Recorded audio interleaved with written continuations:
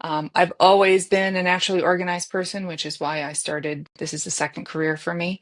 I'm passionate about wanting to help other people bring peace and order to their lives, and in all different ways, whichever way is causing them the most stress. And personal records are a very important aspect of individuals' lives, and they start thinking about their legacy and where they're keeping all their most important papers and what is the format that they want to leave for people behind them. Sometimes they're older clients, sometimes they're younger with young kids and are thinking about things like guardianships or adoptions or things like that. And like I was working with a lady just a few days ago that in a portable plastic hanging file, she had utility bills mixed in with her car title, mixed in with social security cards and outdated passports and things. And so just the process of taking that out, it was so stressful for her that she it was so upsetting that it was there. She didn't want to think about it. So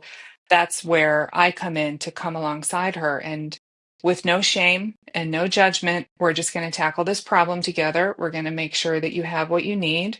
If you don't have originals of things, we're going to find where you order them from. And then when we get them, we're going to scan them and get them uploaded so we know they're safe. And some Mhm. people feel comfortable in clutter, but a lot of people just feel like, oh my gosh, this is getting on top of me. But perfection is not the goal. To me, it's making progress and knowing that you're not alone in this, and that everybody has these same struggles, and that there are strategies and techniques that are known and available in all sorts of different forms. I also have a client who's older and who had a health scare. And so she realized after she went through this that she needed to line things up for her children better. And so just the peace that she has found through the process of going through this, it was humbling for her. And so by doing that process and being kind to her kids for after the fact, so everything is going to be lined up, that they don't have to worry.